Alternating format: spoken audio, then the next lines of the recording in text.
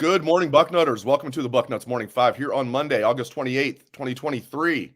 More importantly, welcome to game week. I am Dave Biddle. Very happy joined by Dan Rubin. Oh, man, so much good stuff to get into, Dan. So much good stuff to get into. I cannot wait for this show, and we have arrived. Before Dan and I delve into football, I want to let you guys know about our sponsor, Factor Meals, which is America's #1 ready-to-eat meal kit. I love this place. I like eating high-quality food at home, guys, but I'm also very busy during football season. I don't like all the prep work and everything else that goes into it. That's where Factor comes in. They provide high-quality, great-tasting food that is delivered to your door fresh. It only takes 2 minutes to prepare. Just 2 minutes, and it tastes great.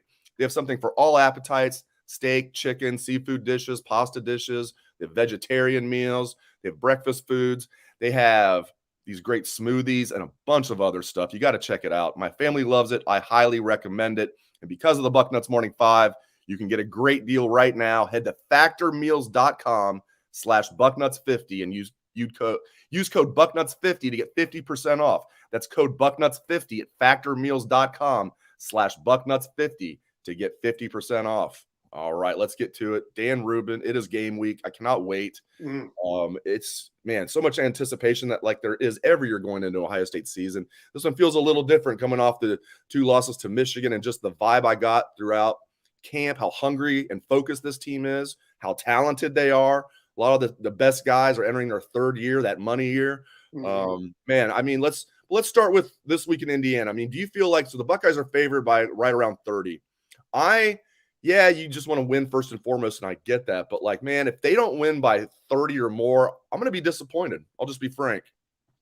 I would agree with that, and I don't think it's going to be an issue. I went back and looked at last year's game just for some reference. Indiana actually brings back a decent amount of the guys who contributed, and that was one of Ohio State's real beatdowns. If you remember, Mayan Williams, I think, tweaked his ankle in that game in the second quarter, and he already had 140-some-odd yards rushing.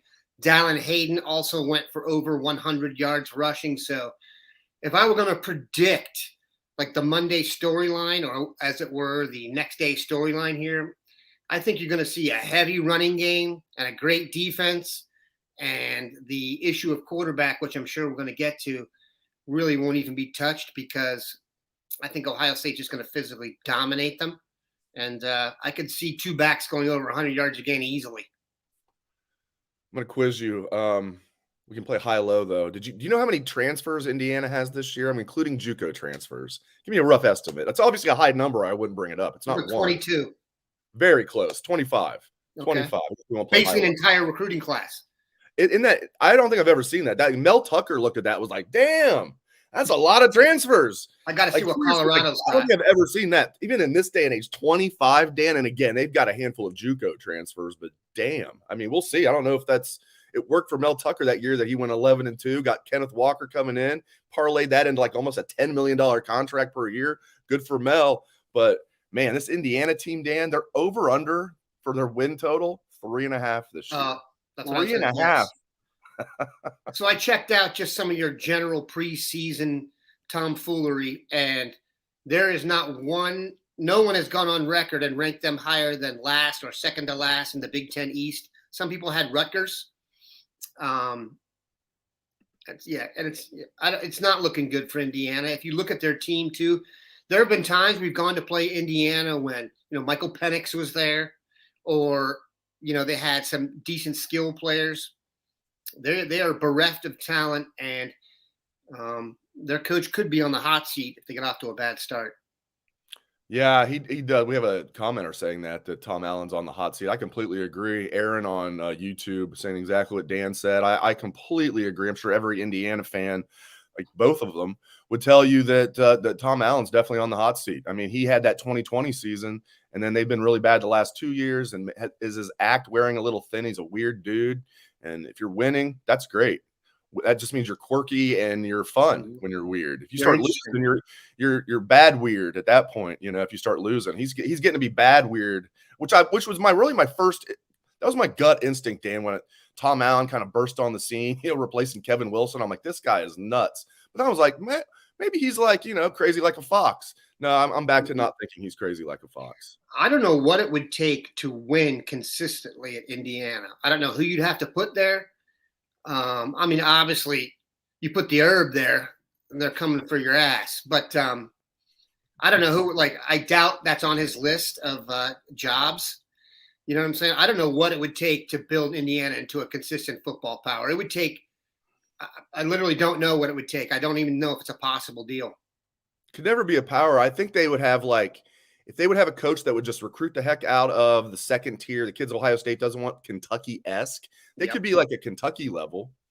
They could never be, and that's their ceiling. But they would love to be Kentucky level, like a basketball school in a football. Well, the Big Ten's not just a football conference, but you get what I'm saying. A basketball school, that can be at least like competitive in football. Well, they'll never be. There's no way either one of those schools could ever be a powerhouse. But yeah, if they got like the right coach in there and they recruited the heck out of Ohio, that would be their recipe for success. But yeah, Indiana, guess, they could catch lightning in a bottle too if you get a young quarterback who maybe blossoms and progresses incredibly when he's there. You could hop like on his back Penix for a year or two. Like Michael Penix. Sure. Yeah. I'm sure that every Indiana fan, again, both of them. Okay, I shouldn't use the joke twice. They've got to see Michael Penix at Washington and all these Heisman, all this Heisman talk will be like, are you kidding me? Come on, he should still be at Indiana. It's gonna be interesting. They have their quarterback that transferred in. Indiana did. He was a 4-star recruit. Went to Tennessee last year, redshirted. Came to Indiana, redshirt freshman. Tom Allen hasn't made that official, but that's going to be their quarterback. The other guy's a redshirt freshman too. So redshirt freshman quarterback, 25 transfers. Wow. All right. We're going to get to Ohio State's quarterback in a little bit. Before that, I want to get into what we think is the biggest question, thing we're most curious to see on Saturday and beyond, Dan. When you're looking at, other than quarterback, the biggest question mark on this team, I still have to go with offensive line. You could say something like, other than position group, just, are they going to be tough? Are they going to, when the chips are down, are they going to be the toughest team in the trenches? Physicality, are they going to be the most physical team in the trenches in the biggest games? How's the defense going to be? Are they going to limit big plays? All of that is a question. But I think the biggest question has to be the offensive line. Curious to see if you agree or not. Breaking in 3 new starters. I love that they have Josh Simmons, but I still need to see it. Is he really going to be a good left tackle? Meaning good for like a national championship contending team, not good against just Indiana. So that's mine. I would say offensive line. Where do you come down? Yeah, I don't want to give away my answers to the staff preseason roundtable or day one of the game week roundtable. Will be coming out later today. But I had Josh Simmons as the guy I still need to see something from and have the most questions about. It's not a negative vibe whatsoever. It's just I haven't seen it. It's also, I will say, a reinforcement or a positive view of the depth chart of the defense. The last few years, all of my biggest questions would have been on defense. I mean, obviously, Ohio State's become, an offensive standard by any statistic you look at. So any real questions are first world questions. But there were legitimate questions about the defense the last few years, not just experience, but there were probably some talent deficiencies in some spots. If you look at the depth chart right now on defense, I'm hard pressed to tell you a time when I thought it was better in the last decade. I can literally go through it. I'm not saying it's going to be better than any other defenses, but it's got legitimate depth. There's not any position where you're like, holy cow, if X gets hurt here, we are, Indiana's got a chance. Nothing like that. I love the fact that they're so deep in the interior of the defensive line. They have not been that way in the past, in my opinion. I'm counting on JT and Jack Sawyer to have breakout years, even for them. But yeah, the offensive line is really the only question. Like, look, the number one question is quarterback, just because of the weight the position has. But Ryan Day and his crew have shown they can take quarterbacks and do what they got to do. The offensive line has not always been great, like you said, and you answered the main question. Can they line up and run the ball in bad weather when the other team knows it's coming? If they can, I don't know what else they can't do across the board and on anything offense and defense. Yeah, they need to prepare like it's going to be bad weather in Ann Arbor, Michigan, like it was 2 years ago. They need to go up there and win that game regardless. regardless if it's a monsoon, if it's an ice bowl, it's a freezing cold, whatever, or if it's a nice day, go up there and win that game. That's what it's all about. I mean, now Notre Dame's looking pretty good, though. And I know, it's just Navy. I hope everybody that says that puts some money on that game, because Notre Dame was only favored by 20 and won by 39. And we've seen it firsthand. Navy gave Ohio State a hell of a game at Ohio Stadium late in the Tressel era. Brian Roll saved the day that day to kick off the national championship season. I was there in Baltimore covering that game at the Raven Stadium, JT Barrett's first start. That game was a barn burner. Darren Lee had a scoop and score. Navy, for whatever reason, gives these teams like a tough time. They didn't give Notre Dame a tough time. Sam Hartman, my gosh, and I almost forgot about this. I knew he was really good at Wake Forest. You know what? And I did see this stat last year, but I forgot about it. He's the all-time passing leader in the ACC. All-time passing leader in the ACC, and now he's at Notre Dame, and he looks good. Yeah, Navy's defense is undersized and probably not that good, but had a bunch of returning starters, and he was throwing some very good passes, and he can run too. So that game became a little bit more interesting. I'll tell you what, Nick Saban, I just want to thank Sam Hartman for not going to Alabama. That whole email exchange he and I had for that time worked out well, so that's great. I will say this about Navy. This is not a particularly good Navy team. They're working in a new head coach. They have changed their offense a little bit. It's not your standard Navy squad. And also playing Navy first, I think, is an advantage because you get to work in a little extra, hey, they're coming for our knees, get out of the way, preparation. Interesting thing about Sam Hartman, one of the names that, and I love to talk about the Cowboys, Will Greer kind of popped up in the national vernacular. Will Greer's dad is Sam Hartman's high school football coach. And so he knows how to play quarterback. Sam Hartman's been playing quarterback for a long time, man.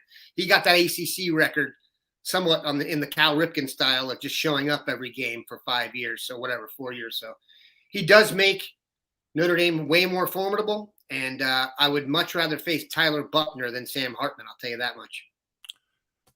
No doubt about it. But they still have their flaws. I mean, Javonte Jean-Baptiste was ineffective, and he's a starting defensive end for them. But their running back looked good again. You pointed it out, and several of our commenters on the live feed agree with you that Navy does have a history of giving people tough games, including Ohio State, but people are saying this is a different Navy team, first-year head coach, everything that you just articulated. All right, Dan. It's called burying the lead for a couple of old newspaper guys like ourselves. All right, predictions for the Ohio State quarterback. I'll go first unless you want to go. You want to go first or you want me to go first? What's going to happen this Saturday and what's going to happen for the season as a whole? You want me to go first or you want to go first? I'll go. Okay. Because you're probably going to be right, so I'll get this out of the way. I am surprised that McCord wasn't named the starter. If you would have asked me before the season, I think that would have been a no-brainer to me. However, now that we've gone this far, I don't think there's any chance that they're going to tell you it's going to be a one quarterback situation. That makes no sense to me. I do think Kyle McCord will take the first snap. And after that, anybody who tells you they know what's going on that has not spoken directly to Ryan or Corey Dennis, to me, seems like they're out of turn. I guess they're going to go possession for possession. I don't know that. And then it's going to be just simply, hopefully, based on performance. It's not going to be hard to determine who's playing better. And if you put them both out there, we'll kind of find out for ourselves, and Ryan will let it get worked out in front of the whole crew. But I don't think at this point they're going to go with any one guy. I'd be shocked if he named Devin Brown the starter and Kyle McCord the backup. That would shock me. But I guess anything's possible. It's been fascinating to watch this play out, and we still don't know. We're still watching it play out, which I tell you what is good for business. We know that this is it's a fun debate to have, and I think this can end up being healthy. They need to figure out who their quarterback is, but they don't have to for their first two games. They need to by week 3, week 4 at the latest. But I'd like for that Western Kentucky game for them to have their guy, so they know it's not going to the Notre Dame game. But that's the first time you have a game where you know who your quarterback is. I think Brian Day probably feels the exact same way. So yeah, I think I'm going to bet Kyle takes the first snap. I've heard that Devin's a little bit ahead right now, but that could change. That could have changed over the weekend. Who knows? let them kind of battle it out. I don't know if it's going to go series by series. I'll predict Kyle will get the first 2 series, then Devin will get the next 2 series, and then they'll kind of go from there. And then maybe we had somebody point this out in the comments. If it's a situation where Kyle starts against Indiana, they both kind of play relatively the same. Maybe they'll have Devin start against Youngstown State and then bring Kyle in and do that, and then really assess it after 2 weeks. All right, who's ahead of who? They chart everything in practice throughout camp, 2 more extra weeks of practice, and then most especially the 2 games, and then figure it out. Maybe you're going to push it into week 3, but I think they're going to have both guys play the first 2 weeks, and then Dan, I think I'm going to just go with what I've heard. I think Devin Brown will be eventually the starting quarterback of this team this year. Here's why. First of all, if it's exactly even, if it's 50-50, you could make the argument then go with a younger guy because he's got, in theory, the higher ceiling. Kyle's had more time. If it's even now, go with the younger guy, go with the more mobile guy. That's Devin Brown. I don't think it's even. I think one guy's a little ahead of the other, not much, and I think that's Devin. And then I think eventually Devin Brown's going to win this job. Just my gut feeling, but I can't wait to see how it plays out, and I think the Buckeyes can win with either of them, win big with either of them. I'll tell you, here's my question on this whole thing, and this is going to sound a little bizarre, but I wonder what role Lincoln Kienholz plays in all this.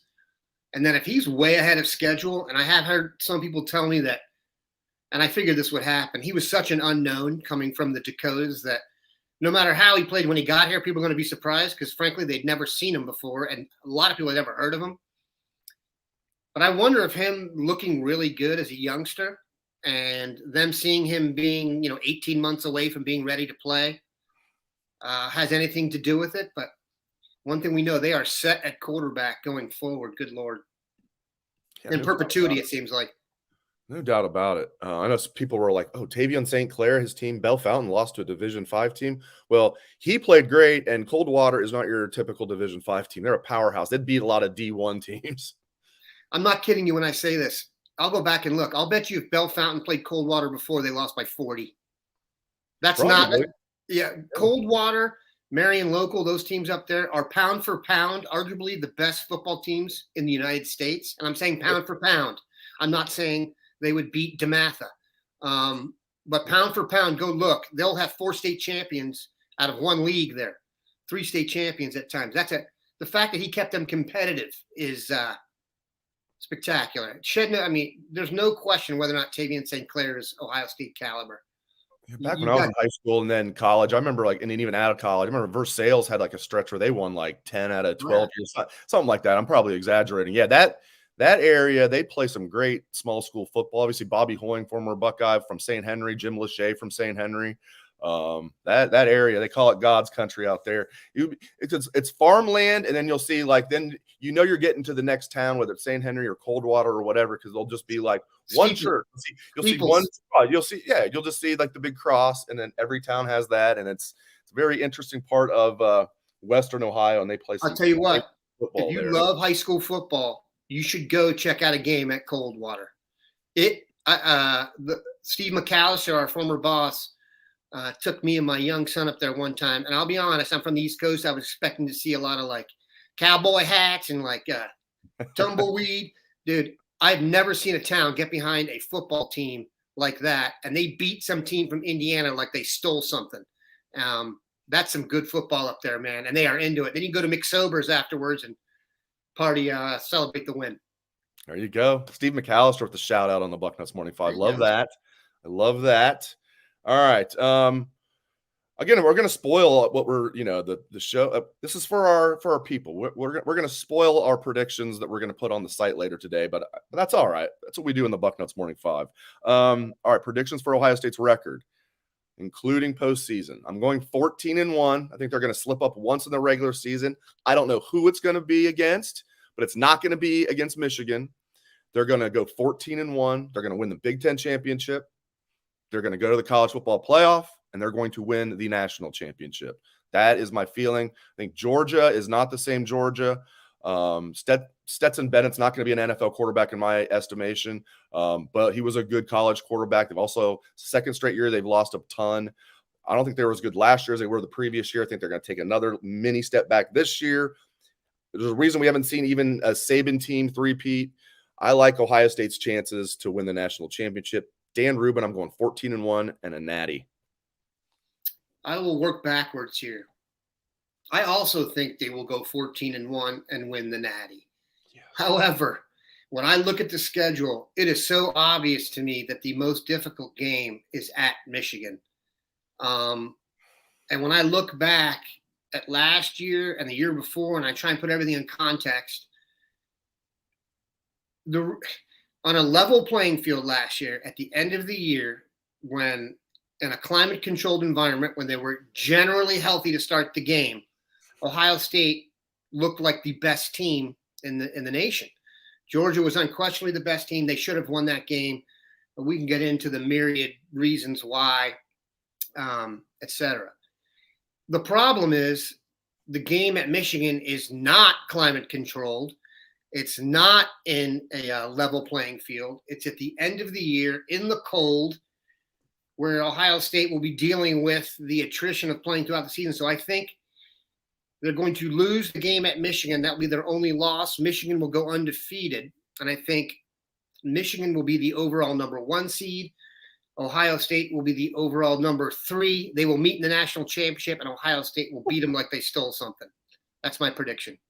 And now, look, that would require Ryan Day to possibly have a therapist on staff for him personally for that month stretch, because I don't know what he's going to be going through during that time. But he will get the salvation at the end and hoist that trophy, and then probably have to take a just collapse from all the hullabaloo. But yes, I'll say the same way, but possibly the most dramatic possible finish for a Buckeye fan. It almost happened last year. I mean, if Michigan could have beaten TCU, I mean, Ohio State flat out outplayed Georgia. I'm not breaking news there. I think even a diehard Georgia fan, if they were being honest, you gave them some truth serum, they would say, yeah, we got outplayed. We still won. In Georgia, no less. I mean, it's one of those weird games, Dan. I'm not a moral victory guy, but like it did feel like nationally, from you read some stories going into this year, I feel like Ohio State got their street cred back a little bit. Oh, definitely. From a national perspective. Definitely. No, Ohio State outplayed Georgia. And especially people that were touting coming into the game, oh, Ohio State's going to get blown out. And they watch that game like, oh, Dave. Oh, wow. There are anti-Ohio State guys in the media. And you know who they are. That when they talk about that game, people brush over the fact that if Marvin Harrison would have been upright, then obviously Ohio State would have won. And they keep going like that's like not a large statement. Listen to any draft podcast coming up about Marvin Harrison, and the person who's doing it, regardless of where it comes from, will say, had he been healthy for the entire, semifinal, they would have beaten Georgia. That's not even like a variable. So whatever. It'll make this show all the more glorious this year. Guys, I shouldn't even speak about this, but I don't know what ticks me off more, that phantom overturn when that was clearly a fumble for a touchdown against Clemson in the 2019 game. I mean, they called it correctly on the field. Justin Ross took like 3 steps with the ball, got stripped, touchdown, called a touchdown on the field. They overturned it. That was either just incompetence or criminal. Pick one of the two. One of the two. And then same thing with Marvin Harrison. Textbook targeting. People don't I think most people do. A lot of people don't understand the rule, though. It doesn't have to be helmet to helmet. I've heard people say, oh, well, it wasn't helmet to helmet. Man, it was shoulder to helmet and he got knocked out cold. It was called targeting on the field, and someone in Area 51 that we still don't even know who it was overturned that call. Anyway, I shouldn't even bring it up. And we won't talk about Sean Wade. Let's get my blood pressure going, Dan. And that, I'm sorry to interrupt you, but I think back to the Sean Wade, when it was a targeting hit on Trevor Lawrence. The Okuda one, though, to me is I'll tell you something funny. I got a call from my son the other day, and I answered phone. He's like, he started talking about it's a joke we have back and forth, and he's like, how did they call it? He just called me in the middle. How did they call it? He's Okuda definitely stripped him, and we still make jokes about it because enough's enough. By the way, I don't need to have another discussion. We don't need to add a fourth, freakish occurrence to this show next year. We need to be talking about shining up a trophy.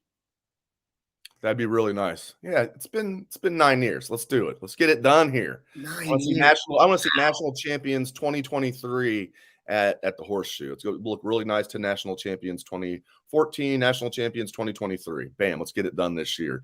We're going to get back to football in just a moment. I do have something to share from our newest sponsor, Piata Italian Street Food. I love that place. Love it. Love Piata. All right, here's their message to you guys, and they got a great deal for you. Here's their message.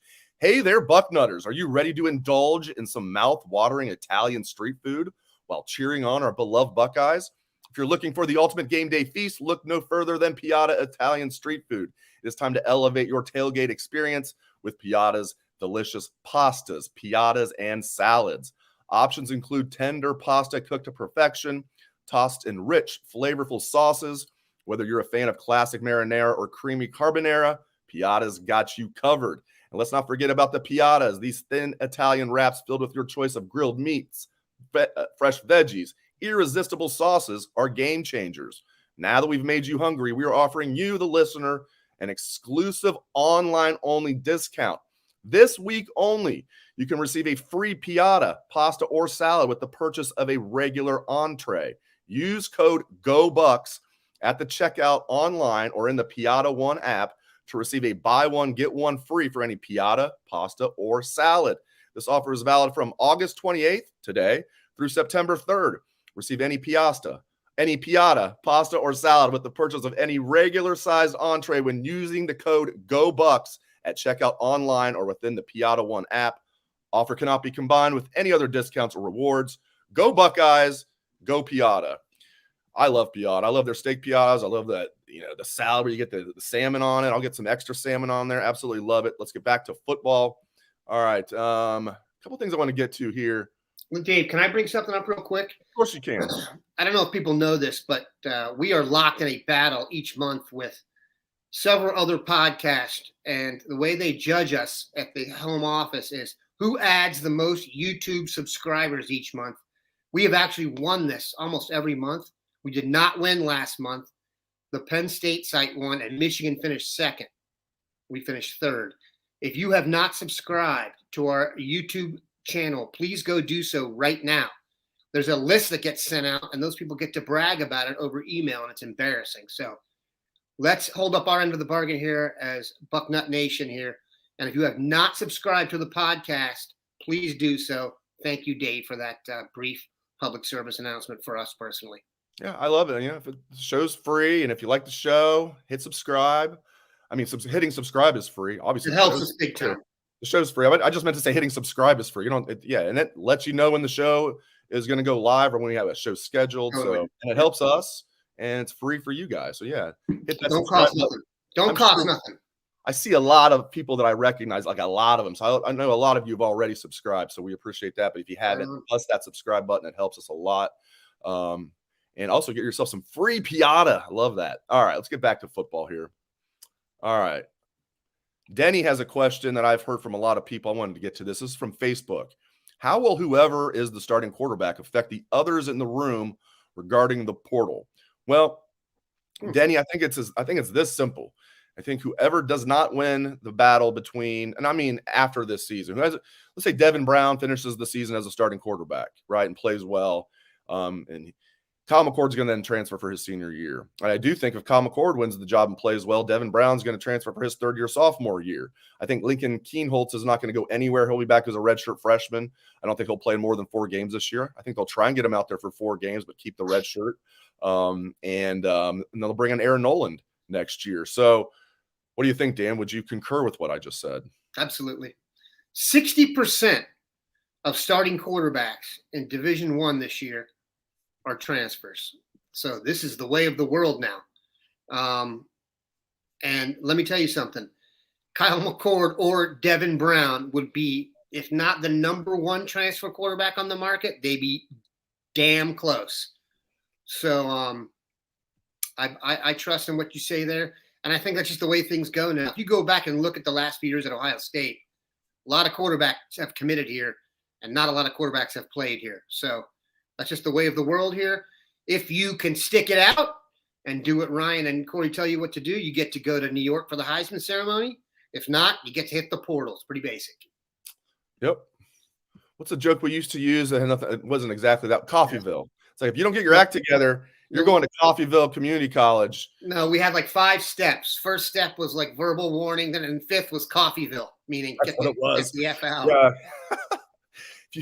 I believe that was built on Chris Carter's son, unfortunately. And it was yeah, and we also had, I mean, David Perkins didn't go to Coffeyville. He went to like Illinois State or something like that. But it was like still, it had the same thing. Like, all right, verbal warning. Then he knocked Brutus out during Student Appreciation Day. Maybe he was late to a class. That was number 3. Then you get, a suspension, and then Coffeyville. Right. Break. For those who don't know, it's Coffeyville Junior College in Kansas is a popular destination for those who don't make the adjustment to college life as quickly as one might hope. It was our version of Last Chance U. It was before Correct. Last Chance U was it's a the thing. Same exact thing. Coffeyville was our Last Chance U. We used to talk about it on Front Row Radio all the time. I wonder. I think one of the Last Chance U's was in Kansas, and they played Coffeyville. I got to go back and look. But anyway, we digress. Oh, I like this. I should have. If I would be a better promoter, I would have told people about this already. Mike on YouTube. Dave, will you go live after the games? Of course. Damn right I will. Yes. Bucknuts post-game live after every game. After every game this year, I'm going to go live. What we learned live. Excuse me, what we learned live. We've done so many shows, I forget the name of it. What we learned live. I'm going to do a show after every game live. Yeah, What we learned live. Thank you, Dan. Forget the name of my own show. What we learned live, and yeah. So if you subscribe, you'll know exactly when I'm starting. There you go. But it'll be as soon as I can after the game. Will it be right at the final gun? Hopefully. But it'll be as soon as humanly possible after the final gun of each game this season. I'll have guests on. I'll take questions from you guys. So first one is 5 days away. Love that. All right. One more thing I want to get to here. Hey, Dave, there was a question on here I wanted to answer if you don't mind.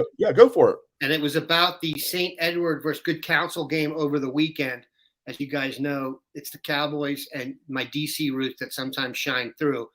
2 big-time competitions this week between Washington Catholic Athletic Conference Powers and Ohio Powers. So you had DeMatha played Springfield and St. Ed played Good Counsel. I looked it up. Good Counsel was the preseason number 1 in Washington. DeMatha was preseason number 6. DeMatha crushed Springfield 35-7. St. Ed's, however, beat Good Counsel. Good Counsel's running back Jones is going to be the next. He's the big recruit for Wisconsin. He was very impressive. But, man, if you're going to go up against St. Ed's on a hot day for a long stretch of time, I don't know what you're going to do with that offensive line. The Armstrong brothers and Ben Roebuck on the right side, that's a lot to deal with, play after play after play. Good Counsel had the lead and really was controlling the game. And in the second half, they just got pounded. They were cramping up and struggling, and the Armstrong brothers on several occasions were putting guys in the dirt and letting them know about it. So that was a really impressive win for St. Ed's. I mean, I think all 4 teams, I'm not sure Springfield's nationally ranked. The other 3 are, and very impressive way to start the season for St. Ed's. I'm not sure I've ever seen a high school offensive line like that. People ask about the Armstrong brothers and Roebuck. They're very different players. The Armstrong brothers are more your leaner, the basketball power forwards they talk about recruiting now, and I compare them. I always go back to my guy Tyron Smith, where the Cowboys left tackle. If you saw him on the street, or like Nick Bosa, even they don't look like linemen. They look like other types. Ben Roebuck, when you see that dude, you know he's a lineman and a right tackle. He is an enormous human being. Enormous. Pretty slow, though. He looks slow, Dan. I'm going to point that out. Good Counsel's defensive end, Darian Mayo, is going to Clemson. That's become a little bit of a pipeline there. What's interesting about Good Counsel on DeMatha, the kids from D.C. go everywhere. There's no regional power. There's no pull to Virginia or Maryland. If you look at the team, they were committed to all of their different places. Mayo went around Ben Roebuck like he was standing still. So not a good matchup for Ben. All right. One more thing, then we're going to end the show here. We're going, hey, it's game week, baby. Yeah. Extended version of the Bucknuts Morning 5. Somewhere Mr. Bucknuts is watching this and said, guys, I told you the show's supposed to be just 5 minutes, hence the name. But like, as I've said before, when we would get feedback, I never had one person say, oh, the show went a little too long today if we went like 8 minutes. I would get tons of people, and I know you did too, to be like, can you guys go a little bit longer? And it kind of morphed into more 10 minutes, 15 minutes now. Man, if we don't go like at least 20 minutes, something went wrong. And now we're going 35. All right, let's get out of here on this. Last week, I had, here he is again. This is what I was going to say. that. I was getting people coming in here and be like, "Where's the hour-long show?" It's like, I'm going to need a nap, but we'll get one in there for you. Look, when Mark and we get another guy in the booth, we get a 3-man booth, get Mark and Bill in here, we'll get you an hour show at some point. Yeah, I mean, hey, if you add it all up throughout the week, it's almost like a 2-hour show since we do it daily. But no, I mean, I get it. I love talking Buckeyes and love that we have a loyal audience, like I said, and there's some new faces in there, but I recognize so many of these names, a vast majority of these names, loyal listeners. Appreciate you guys. All right, Buckeye 80. Let's close the show with this. A lot of people are wondering this. Will CJ Hicks play Saturday? Absolutely he will. Absolutely he will. He's not going to start. They like Steele. Steele was solid last year and is going to be even better this year as a fifth-year senior. But we even saw it last year at that will that, Steele and Cody Simon were, rotated. So Knowles has shown he will do that. And they've said, not to the extent of Sonny. Sonny's going to start. He's definitely going to play as much as possible. But they've said they have to get CJ Hicks on the field. So he's going to be a backup, but you're definitely going to see him on Saturday. And if he stays healthy, you're going to see him in every game. And I don't just mean in mop-up duty. I think they're going to get him in there. And sometimes maybe they'll have 3 linebackers on the field together. With Sonny, you kind of have that anyway. So we'll see what happens. I think more it's going to be he's going to spell Steel Chambers, trying to keep some guys fresh a little bit. That's just my take on it. I think we're going to see CJ Hicks. I hope that's not wishful thinking on my part, Mr. Rubin. I would be really disappointed if we didn't see him. I'm slightly disappointed right now that we haven't heard more about him. I hope that's not a predictor of what's coming, because the idea of seeing Sonny and CJ running around out there, we talked so much about the defensive talent in some games when we got up against some of those SEC powers and not being able to really trade punches talent-wise. Those 2 dudes are as talented as anyone walking planet Earth. So I hope they not only play but have big roles early and become kind of the face of the defense. I think that would help also for recruiting. Well, there you go. That's our show for today. Thanks to Dan Rubin. Thanks to all of you for tuning in, and thanks to all the questions and comments from our live audience. Appreciate you guys very much. Again, smash that subscribe button. We need to beat the team up north and those guys in State College as well. So smash that subscribe button if you haven't already on YouTube. And thank you to everybody else on the other platforms, Apple Podcasts. Give us a 5-star review if you like the show. Spotify, wherever you're listening. Really appreciate you guys making the Bucknuts Morning 5 a part of your morning Monday through Friday. Thanks again to Dan. Thanks to all of you. Hope everyone has a great rest of your day. Happy birthday, Doug.